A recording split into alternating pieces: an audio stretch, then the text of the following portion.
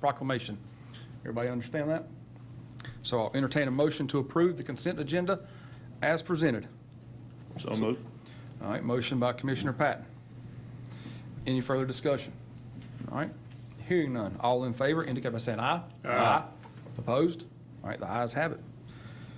So Commissioner Cecina is going to come around and read and present item E.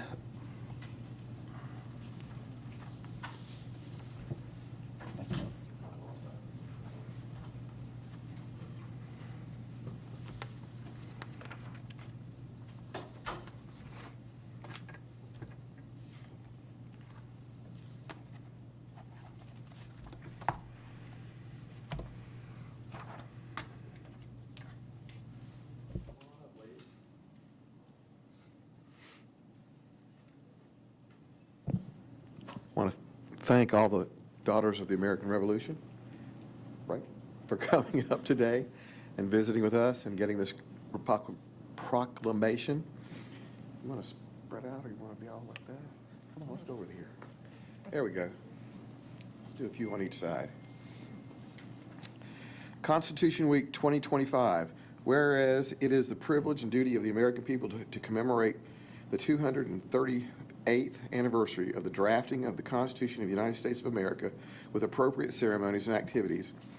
And whereas Public Law 915 guarantees the issuance of a proclamation each year by the President of the United States designating September the 17th through September the 23rd as Constitution Week.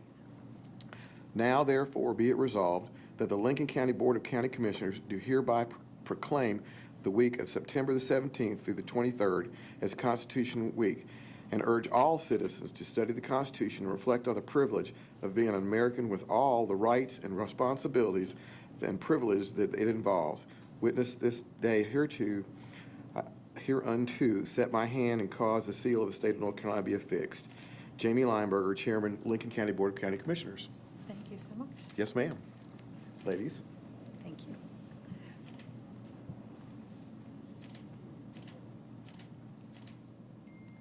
Is that everybody?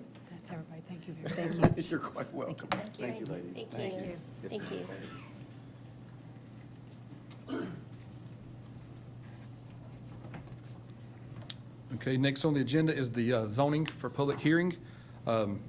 During these cases, we'll have a public hearing, and also after this, the board will convene to a different room to deliberate some more. And Ms. Gilbert, if you would. Thank you, Mr. Chair. So tonight we will be hearing both quasi-judicial and legislative matters. So a legislative hearing is a forum for expressing public opinion about a project, and a quasi-judicial hearing is considered an evidentiary hearing where the board must make a finding of fact as enumerated in the Unified Development Ordinance. More importantly, these findings must be based on competent, substantial, and material evidence in the record. Anyone wishing to speak at a quasi-judicial hearing is required to be sworn in and must have standing under law. The only quasi-judicial hearing tonight is the watershed special use permit for the McDonald's.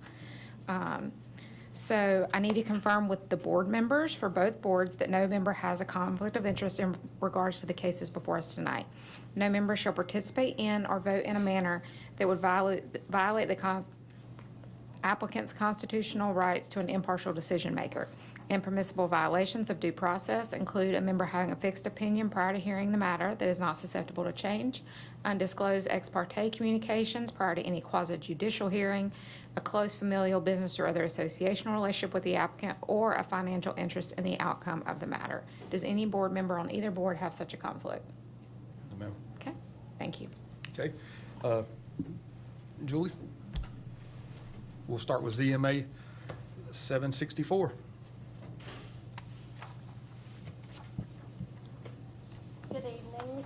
Tonight, we have ZMA 764, Donald Levestre as the applicant, and he is requesting the rezoning of 2.38 acre parcel from residential single family to rural residential.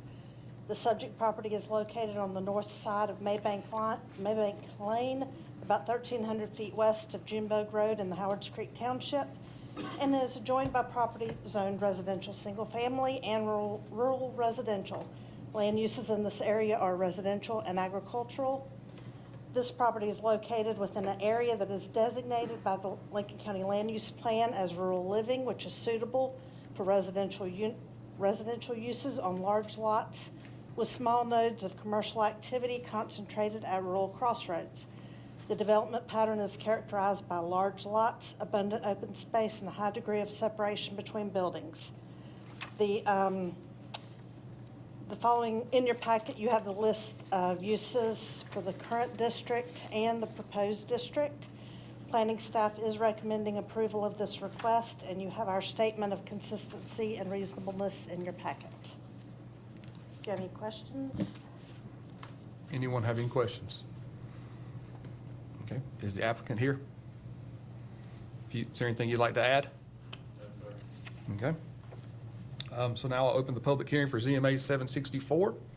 And the applicant's the only one signed up to speak. So with having no one else signed up to speak, I will declare the public hearing closed. And we'll move on to the next one, 765.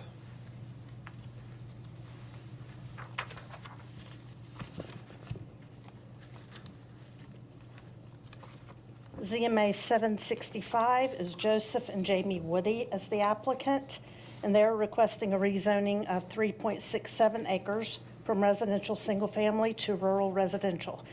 The remainder of the 5-acre parcel is already zoned rural residential. The subject property is located on the west side of Wehunt Store Road, about 1,700 feet north of Flay Road in the Northbrook Township. The property is joined by property zoned rural residential and residential single-family. Land uses in this area include residential and agriculture. This property is located within an area designated by the Land Use Plan as rural living, suitable for residential uses on large lots, with small nodes of commercial activity concentrated at rural crossroads. The development pattern is characterized by large lots, abundant open space, and a high degree of separation between buildings. This parcel is also located in the WS3 protected area of the Buffalo Creek watershed, which limits the density of developments within single-family and two-family homes to 2 units per acre. All other permitted residential and non-residential developments are limited to a maximum impervious coverage of 24% of the projected area. In your packet, you have the list of permitted uses in the current district and in the proposed district. We recommend approval of this request, and our statement of consistency and reasonableness is included. If you have any questions? Anyone have any questions? I just have one. Okay. And this might be a silly question. Why are there chickens on my?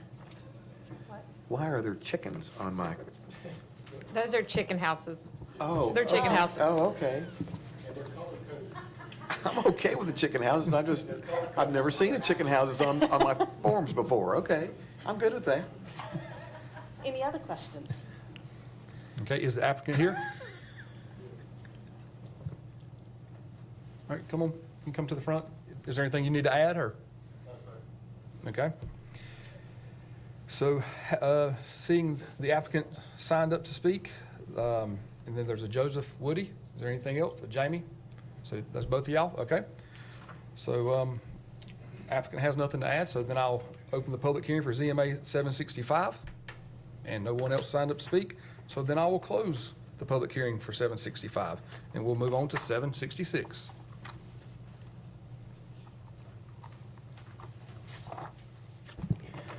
Good evening, Commissioners. You have before you zoning map amendment number 766. This is William Gray Benton as the applicant. The applicant is requesting the rezoning of 1.25 acres portion of a 13.81 acre parcel from RS Residential Suburban to Neighborhood Business, BN. A survey of the area proposed to be rezoned is included in your packet so that you can see the specific area that will be rezoned if approved. The subject property is located at 5016 Reepsville Road in the Howards Creek Township. The property is adjoined on all sides by properties zoned RS, residential suburban, and land uses in this area include business, residential, agricultural, and civic uses. The Property is located within an area that is designated by the Lincoln County Land Use Plan as rural living, suitable for residential uses on large lots with small nodes of commercial activity concentrated at rural crossroads. The development pattern is characterized by large lots, abundant open space, and a high degree of separation between buildings. The following pages will give you the permitted uses for RS, which is the current district, and also the permitted uses in the neighborhood business district. You have it in the packet, a copy of staff's statement of consistency and reasonableness, as well as the maps for tonight's hearing, and I believe the applicant is here, and I'll be glad to answer any questions that you have. The proposed application, I know this is always of interest, does show that this is for a farm store, a 1,260 square foot farm store, where there will be baked goods, ice cream, coffee, and retail items commonly found in country stores, such as canned goods and so forth. So, Anyone have any questions? Okay, is the applicant here? Is there anything you'd like to add? If you would state your name and address. My name is William Benton, 5016 Reepsville Road, and thank you, commissioners and board members, for letting me speak. As far as what the farm store would sell, I just want to say one thing about the produce that's going to be sold in the store, and that comes from aquaponics farming. Not many people know much about that. The reason I want to bring it up is because we don't just want to sell product, we also want to educate those who visit our farm. It's something that we've done for many years to teach people about aquaponics. It's a science that we had to learn ourselves for about the past 5 years. So you could think of that as kind of in the light of agritourism. That doesn't come out clearly in the application, but it is a part of it. So I just wanted to kind of say that piece is there as well. Okay, thank you. Anyone have any questions for the applicant? Okay. I will now open the public hearing for ZMA 766, and we have Gunny Hull signed up to speak.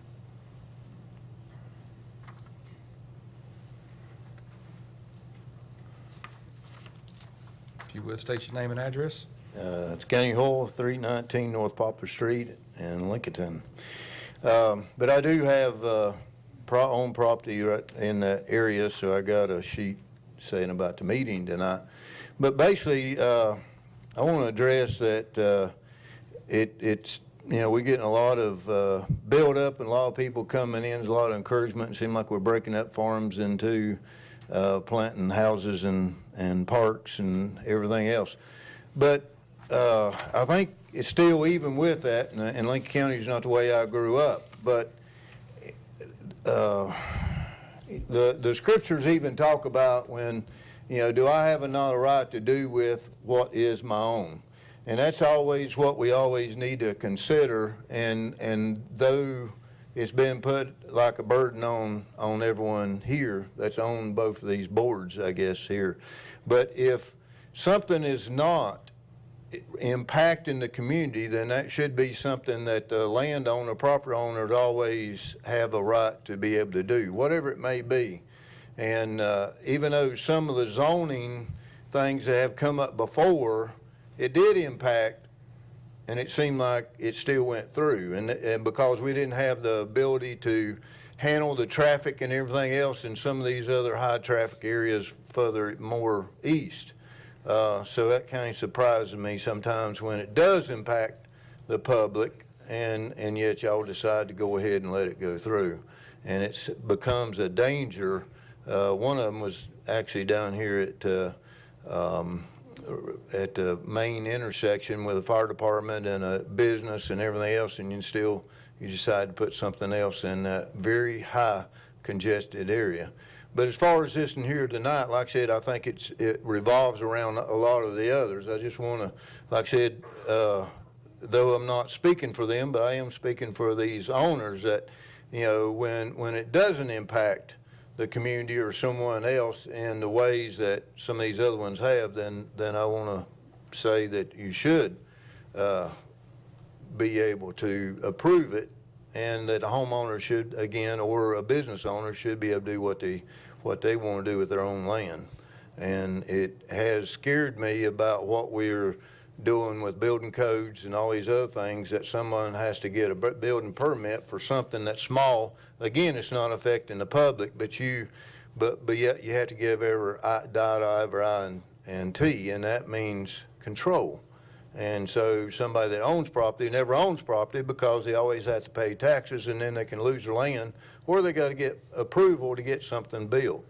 So again, that's making these two boards rulers that we're not supposed to have in America. Thank you. All right, thank you. Having no one else signed up to speak, I will declare the public hearing closed, and we'll move to ZMA 767.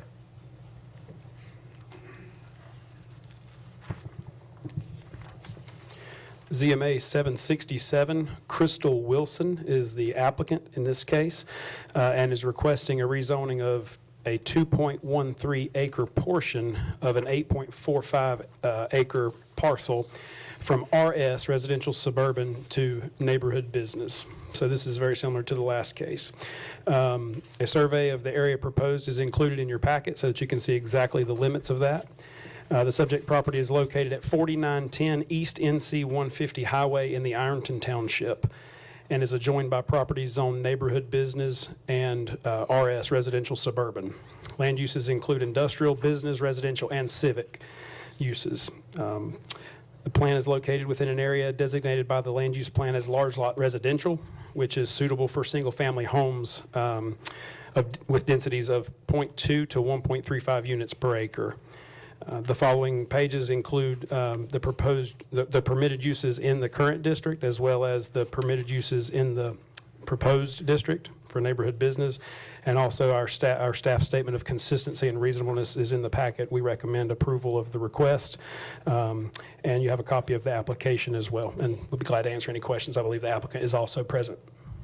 Anyone have any questions? Just one quick one. So the house is vacant now or empty now?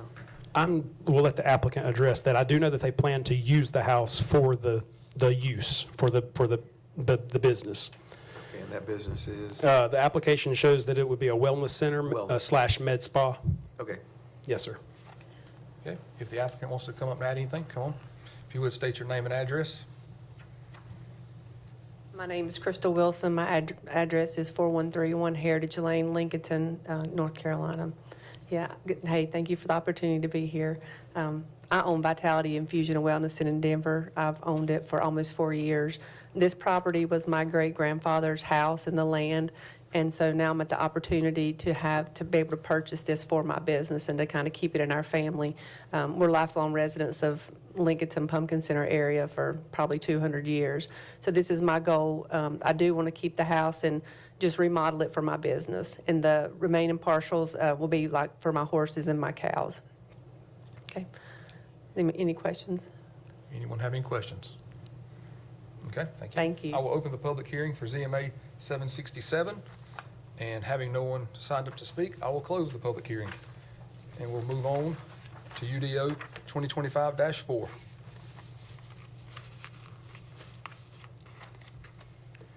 Okay, UDO Proposed Amendment 2025-4. Lincoln County Planning Department is the Planning and Inspections Department is the applicant. This proposal is really to bring a couple sections, specific sections in the ordinance in line with state law with regards to agriculture exemption and agritourism. This will amend Article 2.2.1, and that is the table of uses in our ordinance, and it will remove riding stables and winery from the commercial uses section. Those two uses are agriculturally exempt from building code and zoning regulations in the state of North Carolina, and so that will also further remove Article 4.418 and 4.426, which has specific standards related to those. Staff has the proposed statement of consistency, which is required. The reasonableness is not required, so the statement is limited to just a statement of consistency, and a copy of the application as well as an excerpt of the ordinance so that you can see exactly what was removed. I'll be glad to answer any questions. Anyone have any questions? Okay, I will open up the public hearing for UDO 2025-4, and having no one signed up to speak, I will close the public hearing. And the planning board will now recess their meeting to room 310 anyone interested in their discussion is welcome to follow them. So we'll take a 5-minute recess.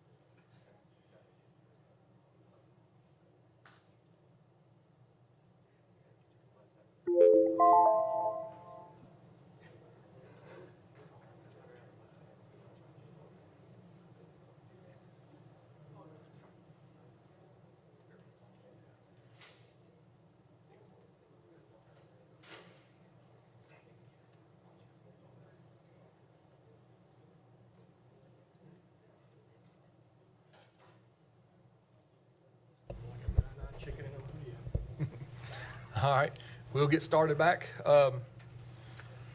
Josh, will WSSUP 42. All right, you have the night's only quasi-judicial case before you. Watershed Special Use Permit number 42. McDonald's USA LLC is the applicant. Representative of McDonald's is here tonight, as well as their engineer, Bowler Engineering. The applicant is requesting a special use permit to allow, not the use is allowed by right, but is asking for a request for a special use permit to allow the high-density option in the WS4 protected area of the Catawba Lake Norman watershed. And what tonight's hearing is for is specifically about the stormwater and impervious areas of the site, and those being allowed to go above what they normally are without the permit. So this is a 1.3 acre parcel located on the east side of NC 16 Business, about 500 feet north of its intersection at Fairfield Forest Road in the Catawba Springs Township. The subject property is zoned to general business and is also in the Eastern Lincoln Overlay District. The subject property is adjoined by property zoned general business as well. Land uses in the area include business, residential, primarily. The property is located within an area that is designated by the land use plan as suburban commercial center, which is suitable for a variety of commercial uses, just like a fast food restaurant, such as this one. The high density option requirements under this permit require the developer to post a bond and other financial security in the amount not to exceed 1.25 times the cost of constructing the necessary stormwater controls. And in this particular case, the percentage that they're exceeding is the 24% built upon area. This permit allows them to go up to 70%, and what they're proposing is approximately 67% coverage. In your packet, you have a copy of the application. You also have the applicant's findings of fact, 1 through 4. And there is included a series of maps that show the parcel, the zoning, the land use plan, and then also Bowler Engineering's report on the site and how they plan to address the stormwater on the site. And I'll let the engineer speak specifically to that, but it looks like some storm container under the actual asphalt of the parking lot. I'll be glad to answer any questions that you all have. Okay, anyone have any questions? So Josh, this was, the building itself, the property itself was zoned, my understanding is, back in 2006. Is that correct? That is accurate. As far as my records go back, I believe that is correct. And so we have nothing to say, or nothing we can say, about the zoning of the building itself. Am I correct? The use itself is permitted in that district. Yes, sir. And the only thing that we're discussing this evening, or that is part of a discussion this evening, is the water and how it's to be distributed. That's correct. And this water is going to be distributed in the same general fashion that than over at Bloom, that we did several weeks ago, where they did that underground thing. Yes, I'll allow the engineer to speak to the specific best management practice, the BMP, that he's using to accomplish the pre and post stormwater treatment and volume. But to my understanding, it is something underneath the pavement. It's a containment structure. Same. Yes, I'd sir. like to speak to him. Absolutely. If the applicant and the engineer want to come up, if you would state your name and address and which role you have. My name is Olivia DeVenti. I'm the area construction manager for McDonald's for Georgia, North Carolina, and South Carolina. My witness is Oliver Kaya with Bowler Engineering. Hi there, Oliver Kaya, Bowler Engineering. My address 5801 Heatherbrook Circle, Raleigh, North Carolina. I'm the engineer of record on the stormwater package that's included in the package that you got today. As Joshua alluded to, the use is allowed by right. We're in a Food Lion anchored shopping center on an out parcel that was always intended for this type of commercial development. The original development did include a stub for stormwater to connect to for our system that ties into a subsurface drainage network that runs through the Food Lion shopping center. And to speak a little bit to the stormwater system itself, we are utilizing advanced drainage system underground chambers. So I believe Jeremiah Combs had sent me a similar packet. I'm not sure if it's the one y'all are referring to at Bloom, but it's the Lake Norman Storage Partners utilized a similar system for the underground storage chambers, essentially corrugated plastic arches that provide storage for that stormwater to accomplish the requirements of this special use permit, which is the treatment of that first inch of rainwater. So essentially, all your pollutants from the surface of that, any impervious area, are going to go down into that subsurface, down into the storm network, going to a underground storage chamber system, which then allows the water to infiltrate in, which prevents any of those pollutants from then discharging. So that's that. When they talk about treating the first inch, it's essentially making sure that that first flush of rainwater is properly treated before discharging. And then in addition to that, we've controlled rate for the 1-year storm and the 10-year storm to address adequate outfall to make sure we're not flooding any downstream properties. We're actually from pre to post development, so we model the pre-drainage area and what's contributing to that point of analysis. We've reduced flow for the 1 and the 10-year storm above and beyond that treatment of the first inch. In the packet, we included the ongoing operations and maintenance agreement.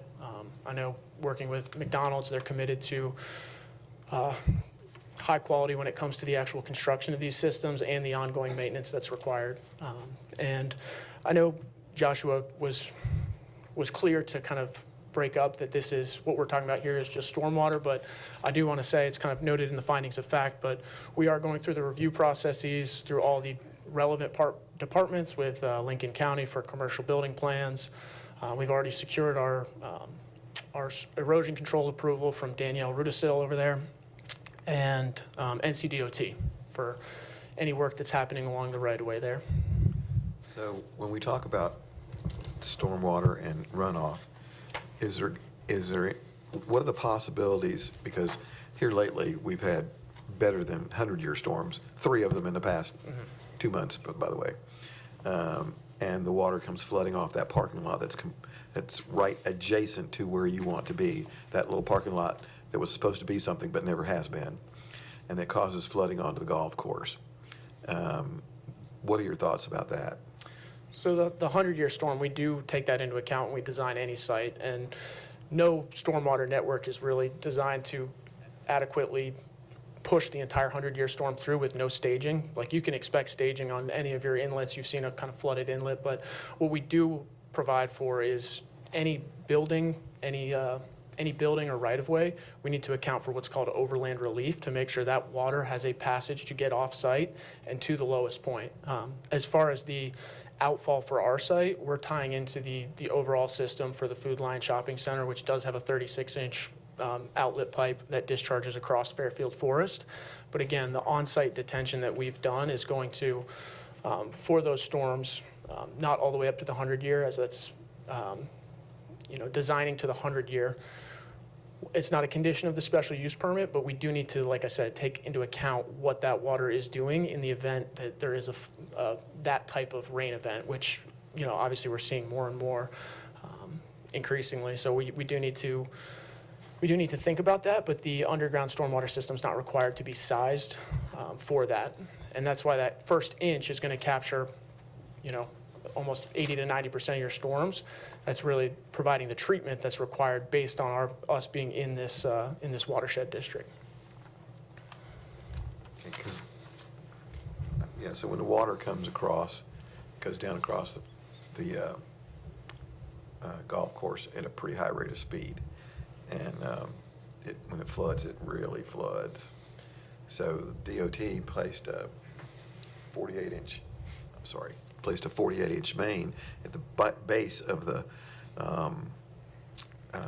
road there on Golf Course Drive South to get that water out. Are you expecting it to go that far, or are we expecting to capture most of the water?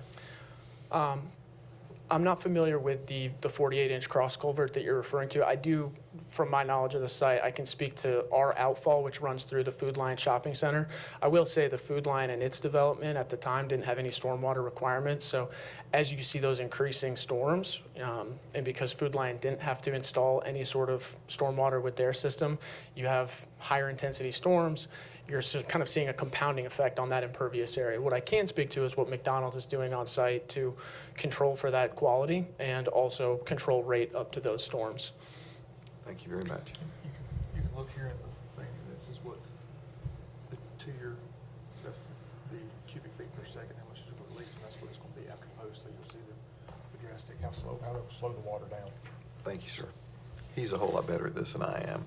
I just happen to live in the neighborhood. And of course, neighbors and people in Westport are pretty nervous about the water flow. So that's why I'm asking. Yeah, I mean, well, I don't know if I'm getting out of my lane, but I would assume with any sort of redevelopments within that Food Lion shopping center, if they're going for an increased impervious area, there might be a mechanism to try to retroactively add stormwater that's going to, I'm sure y'all are always kind of, and the planning staff are kind of looking for opportunities to update existing infrastructure to help rectify some of those issues. Thank you. Anyone else have any questions for the applicant? So just to finalize the record, did either of you or someone that is one of your agents prepare the proposed findings of facts that were submitted with the application? Those proposed findings of fact were prepared by Bowler, so by me. Okay, so do you wish to incorporate those as part of your testimony? The proposed findings of fact? Yeah, Yes. do I need to state those? You can just say you want to incorporate them. Yeah, along with all the other documents that have been included in this, I'd like to enter those proposed findings of Okay, fact. thank you. Okay, thank you. Thank you. I will open the public hearing for WSSUP 42. And the applicant and the engineer are the only two signed up to speak, so they've spoken. With no one else signed up to speak, I will declare the public hearing closed, and I will entertain a motion to approve the findings of fact as submitted by the applicant. So moved. All right, we have a motion by Commissioner Patton. Any discussion? Only that I want to make sure everybody understands that we're not voting on whether it should be here or not. We're voting on the water issue. That whether it should be here or not was determined in 2006 and not today.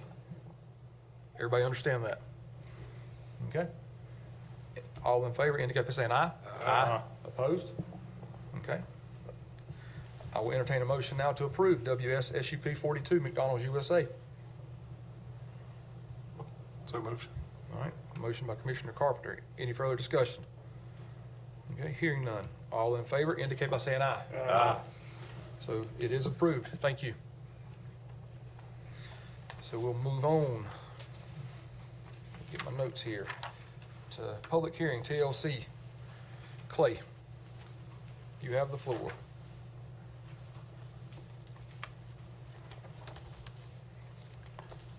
Good evening, gentlemen. I'm presenting the TLC, Transportation Lincoln County, combined grant application for fiscal year '27. This application will cover the capital cost of 4 replacement vehicles that is on a schedule that was provided. It will also cover the administrative costs to a point. The county contribution would be 10% under the capital cost and a 15% under the administrative cost. The majority of this will come from federal grants. Some will come from state dollars. Anyone have any questions for Clay? Okay, I will open the public hearing concerning TLC combined grants application fiscal year 2027. Seeing no one signed up to speak, I will close the public hearing, and I will entertain a motion to adopt TLC combined grant application. So moved. Who was on this side? That was me. All right, sorry about that. Motion by Commissioner Carpenter. Any further discussion? All right, hearing none. All in favor indicate by saying aye. Aye. Opposed? All right, it is approved. All right, we'll go to number 5, ordinance establish codified chapter 97 of the Code of Ordinances. Ms. Gilbert, Mr. Davis. So, Commissioners, this is an ordinance to establish Chapter 97 of the Code of Ordinances. This is the first establishment for a Parks and Recreation ordinance, and this was requested by Mr. Davis because of the constant issues that they have at the parks with, you know, from anywhere to parking, to dogs running free, to people wanting to hunt, people wanting to drink, smoke, operate aviation, do water activities, a little bit of everything. So this will allow John and his staff to better enforce these rules, and also does establish some of these violations as criminal violations, which will enable the sheriff's office or the one park in the city, the Lincolnton PD, to also enforce these rules. So this tonight is only for discussion.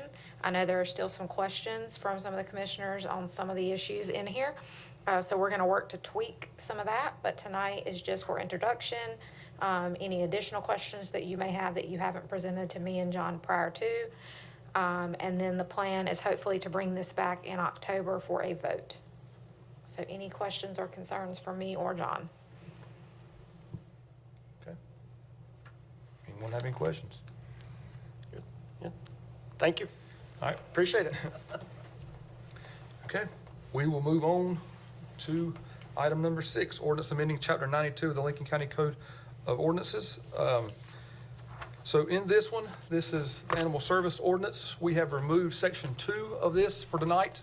So that is for the exotic animals. There's some more work being done on that one. So if you are signed up to speak for that public hearing, we are not hearing those tonight. We'll wait to hear those public comments when we present that portion of the ordinance. Other than that, Ms. Gilbert. All right, Commissioners, so as Chairman Lineberger stated, this is an update to the Animal Services Ordinance. A lot of these changes are for additional enforcement actions, some powers that Jana and her staff really need to be able to have, where they don't have to call in the sheriff's office every time something happens with a dangerous dog or anything like that. So it does span that. It also breaks out the dangerous dog ordinance into a specific smaller ordinance within this ordinance. Because at first it was 5 pages, it was all one section of the ordinance, it was very hard to follow. This kind of sets it out a little more. We have provided some additional strictness in there, where we will not allow dangerous dogs to come into Lincoln County, and we will not allow people to reclaim a level 1. And we also added in a level 1 penalty if a dog severely injures a child under the age of 12. Because there have been some issues with dogs who have severely injured children, but because there was not a designation for that specifically in the ordinance, it had to be deemed a level 2, which allowed it to, remain in people's homes and things like that. Also, we've added some additional language in here to restrict the containment of even level 2 dogs if there is a child under the age of 12 in the home. And we chose the age of 12 because that is the age where a child is deemed to be able to speak on their own in a, DSS child type situation. So we use that instead of the age of 16 or age 18. In addition to that, there's just some other things that were added as far as the disposition of animals, the inspection, interference, abandonment of animals, harboring stray animals. And I know I've got questions about why were all the fees taken out. The fees were taken out because they should be in the fee schedule, which is way easier to amend than the Code of Ordinances. That way, those fees can be changed at any time as they are part of the fee schedule, and they're reestablished every year when the budget is adopted. So other than that, Jana is here if you have any questions. And this is only for introduction. There will be no vote on this, and then hopefully we will bring this back in this form at the next meeting. I will say that the exotic animals, while we did take that portion out, the exotic animal portion that is in the current ordinance will remain, which does state that it is illegal to have a exotic animal in Lincoln County unless it is properly registered. So that restriction still remains until the other ordinance is brought back and after it is tweaked some more. So any questions, concerns? All right. Anyone have any questions? Okay, we have a list signed up to speak.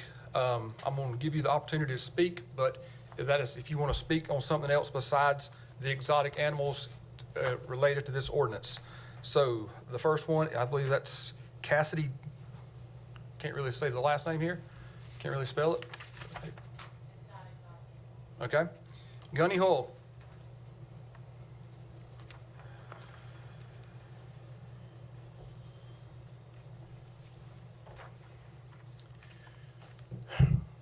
County Commissioners, Gunny Hoyle, 319 North Poplar Street, Lincoln, North Carolina.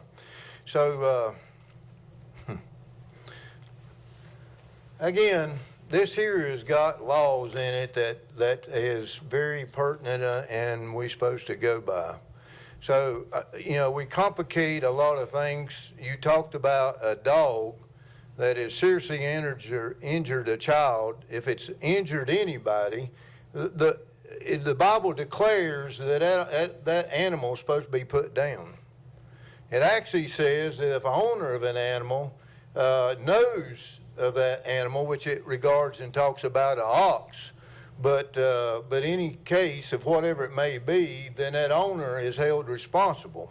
So I don't know, you know, it seems like we're not doing our job unless we always got to keep writing new ordinances and new laws, and what our federal office used to do would come in, and it says it's a requirement for them to come in, and I done forgot what it is, but a couple times a year, and now it's a full-time job, and so is our state. So our good law enforcement officers over here can't keep up with the new laws that's coming in because they keep writing another one, and none of them's ever cleared out, and so you still can't drive a horseless carriage inside of Lincoln, best I understand. I haven't researched that. But, you know, we don't need to have it so complicated that we are scared to put a dog down or whatever else. We want to have a no-kill zone where we keep animals that are a danger to public.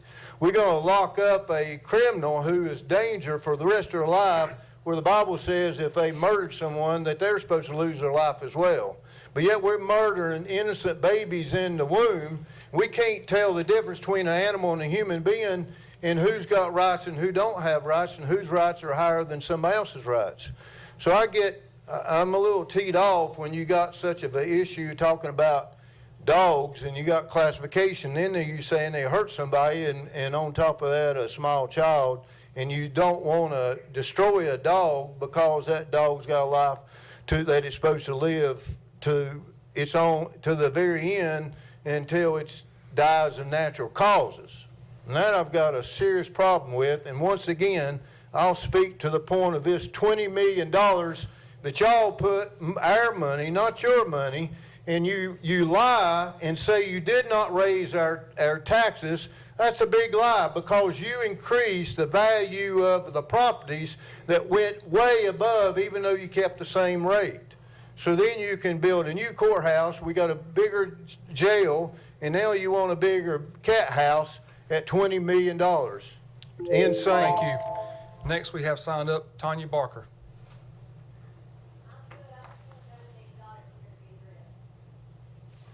We have Tracy King. Oh, she asked a question. What are the exotics? Exotics. All right. She said we would address that later on. Courtney Cook. All right. Tracy Cooper. Jesse Putnam.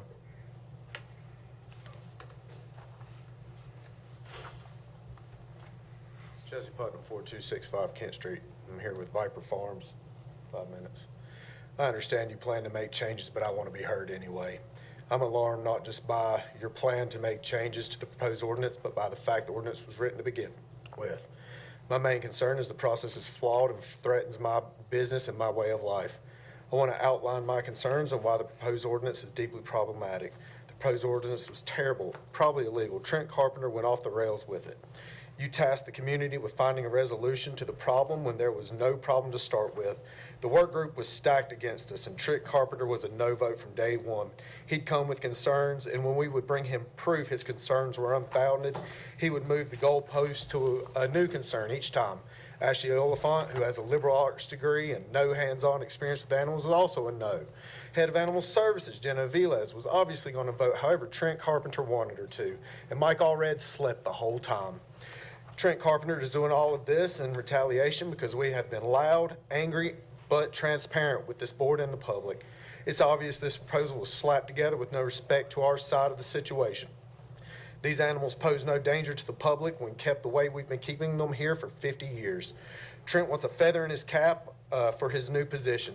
Trent Carpenter says he can't trust the public he serves, and I have that voice recording right here, along with voice recordings from all the meetings. He can't trust us, but I can't go anywhere in Lincoln County without being offered alcohol. Drunk drivers cause problems here every day. We do not. If this was a Second Amendment thing, you would all be thrown out in the street. There have been active shooters and even a threat of a mass shooter in Lincoln County this year, yet no talk about gun reform. But one incident 3 years ago, and you were looking to shut down my business and livelihood. This incident was so minor, Animal Services didn't even photograph it for public record like they do all the dog bites. The father of little girl stood right here where I am and said he wasn't for a ban on exotics, that he didn't want them in the public, which we agree with. When Trent Carpenter asked the head of Animal Services why they didn't confiscate the small monkey, Miss Avila said, I should have, but chose not to. Got it here. It seems to me it wasn't a big deal, but Trent Carpenter is using it as his time to shine. The reptile industry alone generated $1.5 billion in revenue in 2023 and is projected to hit $2.2 billion in 2030. Speaking of from experience, the past 4 years after COVID was hard on the industry, and I would expect it to go even higher than that. I do this for a living, and the friends I've made during this horrible process do this for a living. I have receipts going back 3 years, over $250,000 of my own money and credit card debt that has been invested back into my small business every time I make money. Who reimburses me for all that if all of a sudden you shut down my legal business? The proposed ordinance talks about wolf dogs, quadrumundi, scorpion, snakes. Okay, thank you, sir. I had 5 minutes. No, sir, you had 3. You had 3. That's not a group. That's not a group. You had 3 minutes, okay. It was last time. So we're closing that public hearing, and we'll move on to item number 7, resolution of support designation of McPila Presbyterian Church. Ms. Gilbert.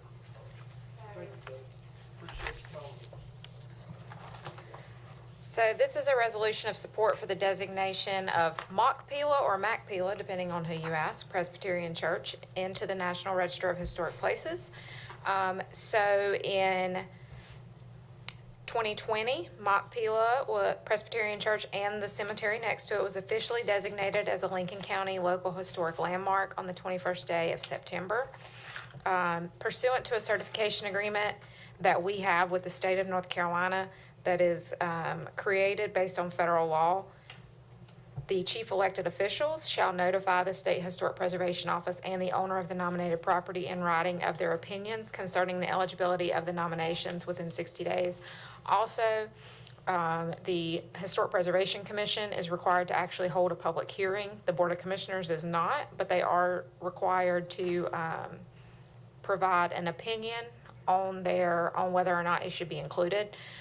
So this is a resolution stating this board's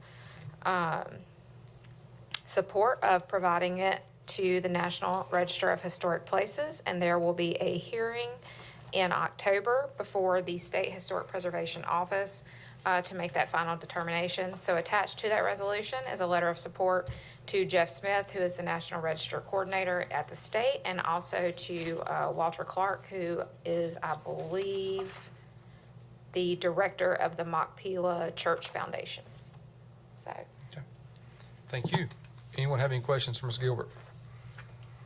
Okay, I'll entertain a motion to adopt the resolution of support designating of Machpelah Presbyterian Church as National Registry of Historic Places. So moved. All right, motion by Commissioner Carpenter. He beat you to the punch there. That was. All right. Commissioner Mullen beat you there. All right, any discussion? All right, hearing none. All in favor indicate by saying aye. Aye. Opposed? All right, the ayes have it. That passes. All right, we'll go to number 8, finance report. Ms. Rios.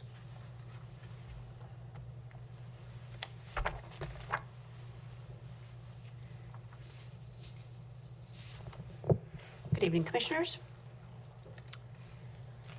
Tonight we're going to review the financial report for July, which is obviously the first month of the fiscal year, only 8% completed. The first thing we always look at is investment earnings. There really isn't much in July because everything in July was pulled back to June. We have budgeted almost $2 million in general fund interest this year, and hopefully we hit that. Taxes, ad valorem taxes for the year are $92.1 million. July tax collections were $5.6 million. Sales taxes for 26 are reflected at $38.6 million, and we will start seeing those in October because it is 2 months behind. Total revenues in the general fund for the first month of the fiscal year are 4.34%. Expenditures are at 8%. We do have debt payments in July, so we usually do expend more than we bring in. Utility fund revenues are at 13.35, while expenses are at 18. Again, debt payments. And solid waste fund revenues are almost 7%, and expenses are at 9%. The auditors are returning next Monday for final field work. We're working on closing the books right now, getting ready for their visit, and starting to stress out. So, are there any questions? Anyone have any questions? All right, thank you. Thanks. All right, next is public comments.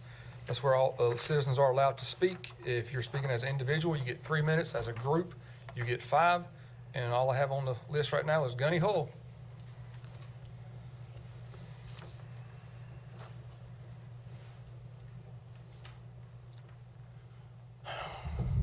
County Commissioners, You Gunny state Hole, your name, Matt. 319 North Poplar Street, Lincoln, North Carolina. Thank you, sir.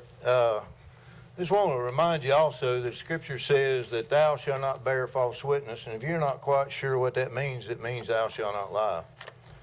I'll call to your attention of what we did at the very beginning of the meeting.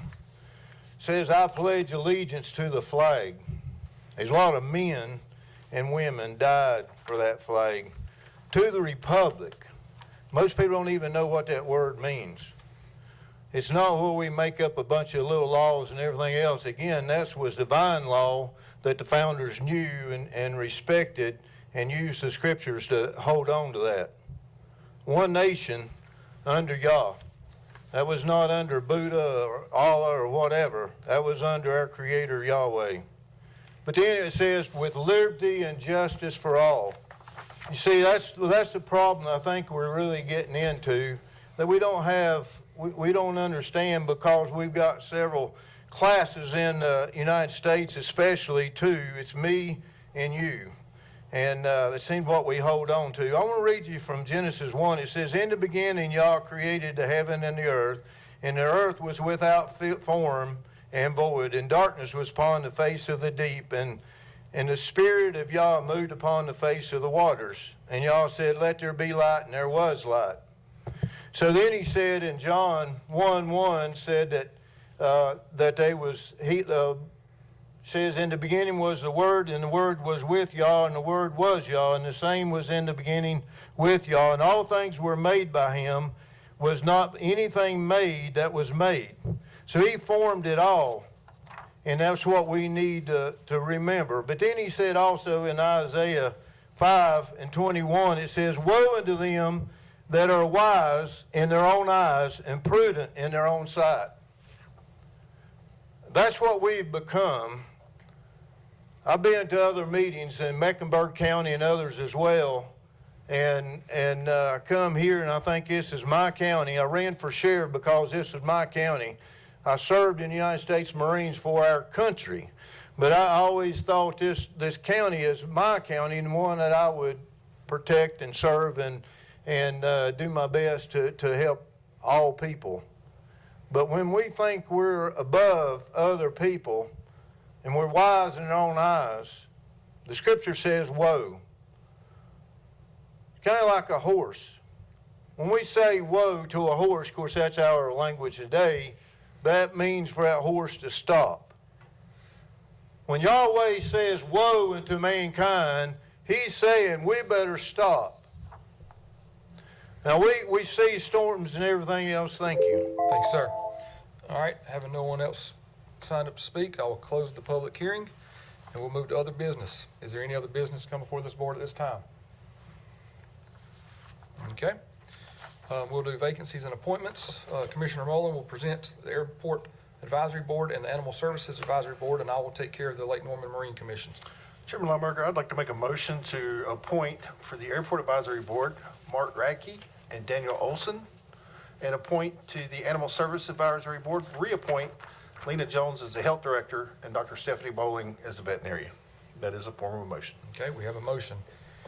Everybody understand that motion? Any discussion? All in favor, indicate by saying aye. Aye. Opposed? All right, the ayes have it. Those two pass. For the Lake Norman Marine Commission, I would like to bring a motion to appoint Mark Mullen as Commissioner and Tim Holder as the other appointee. Everyone understand that motion? Any discussion? All in favor, indicate by saying aye. Aye. Opposed? All right, the ayes have it. So Mark and Tim are appointed. All right, I'll entertain a motion to adjourn. So moved. All right, we have a motion by Commissioner Cecina.